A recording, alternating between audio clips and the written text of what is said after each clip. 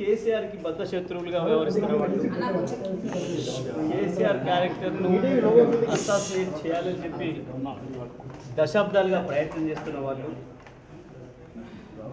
BRS ఖతం చేయాలని చెప్పి ఆలోచిస్తున్న వాళ్ళు, ప్రయత్నం చేస్తున్న వాళ్ళు, దాంట్లో మొదలుగా ఉన్న రేవంత్ రెడ్డి, రాధాకృష్ణన్ నా గురించి ఏం మాట్లాడినరో ఏం రాసినరో గవే మాటల్ని మళ్ళీ వెళ్ళవేసే ప్రయత్నం చేసినందుకు ఆమెకి నా సానుభూతిని తెలియజేస్తా ఉన్నా. అంటే కవిత వెనకాల రేవంత్ రెడ్డి ఉన్నారంటున్నా. ఆమె నేనేమంటున్నా, వారు ఉపయోగించిన పదాలలో ఈ మధ్యకాలంలో ఆ పదాలను ఉపయోగించింది మొదటగా రేవంత్ రెడ్డి, తర్వాత రాధాకృష్ణన్.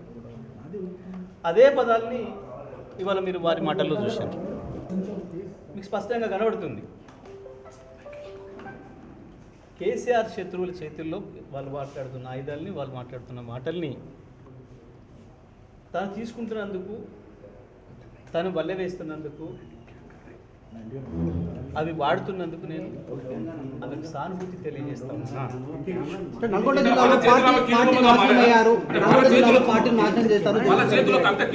నేనేమంటున్నా, ఓకే, నల్లగొండ జిల్లాకు సంబంధించి 25 సంవత్సరాల కాలంలో జరిగిన ఉద్యమాలన్నిటికీ, వచ్చిన విజయాలన్నిటికీ నాదే బాధ్యత, నేనే కారకుణ్ణి అని కనుక వారు భావిస్తే ఈసారి జరిగిన ఓటమికి కూడా నేనే బాధ్యత వహిస్తా.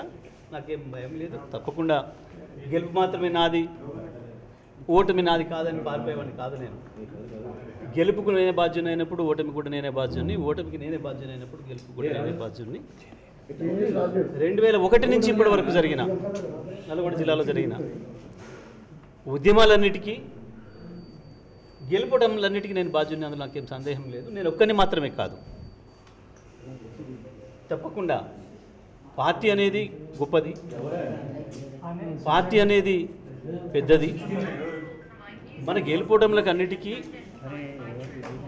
పార్టీ ఉంటుంది తప్ప మనం వ్యక్తులుగా ఏదో చేస్తామని అనుకుంటే అది వాళ్ళ భ్రమ. కొంతమంది తమకు తాము ఎక్కువ ఊహించుకొని ఏదేదో అయిపోతారు. కానీ నేను అట్లా అయిపోను కాదు. నేను పార్టీ సైనికుడిని, పార్టీలో క్రమశిక్షణ గల సైనికుల్ని 25 ఏళ్ళుగా.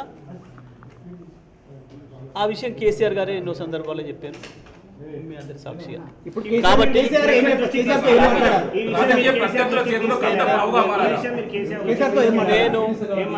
నేను కేసీఆర్ గారిని ఈ మధ్యకాలంలో దాదాపు ఒక 50 సార్లు కలిసిన, 15-20 రోజులు పూర్తి కాలం గడిపిన. ఏ ఒక్క క్షణం కూడా మా మధ్యన ఈ చర్చ రాలే, ఈ ప్రస్తావన రాలే. నేను అదే విషయాన్ని మీడియా మిత్రులు అడిగినప్పుడు చెప్పిన, ఒక సెకండ్ కూడా మా మధ్యన ఈ చర్చలు రాలేదు. అందుకే మీరు ఆమె గురించి ఏమడిగినా అది వృధా తప్ప ఇంకోటి కాదు. నిమిషం సమయం కూడా మేము దాని గురించి కేటాయించలేదు.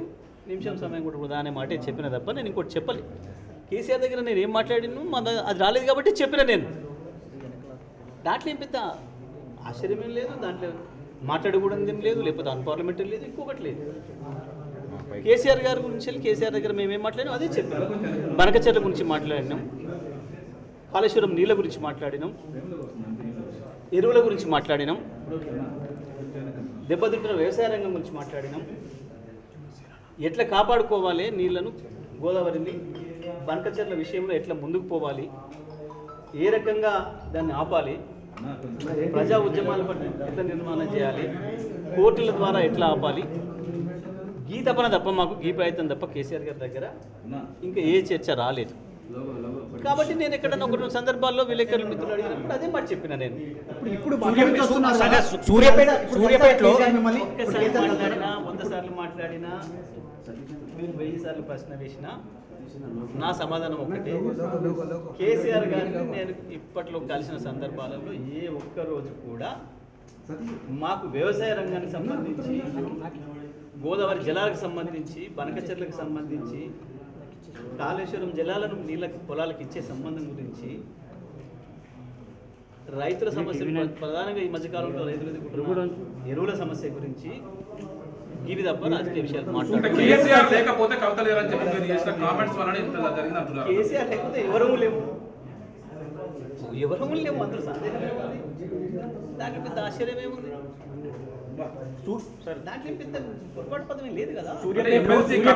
సూర్యాపేటలో మీ గెలుపు కూడా చావు తప్పి కావచ్చు, కొంతమంది అసలే గెలవలేదు కదా, దాని గురించి లేవుతారు మరి.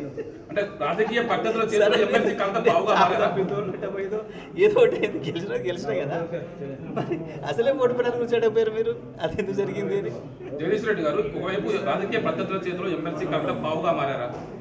నేనేమంటున్నా, నేను చాలా క్లియర్గా చెప్పిన, నా ట్వీట్లోనే చెప్పిన, వాస్తవానికి మీకు శ్రమ కలిసి కదా.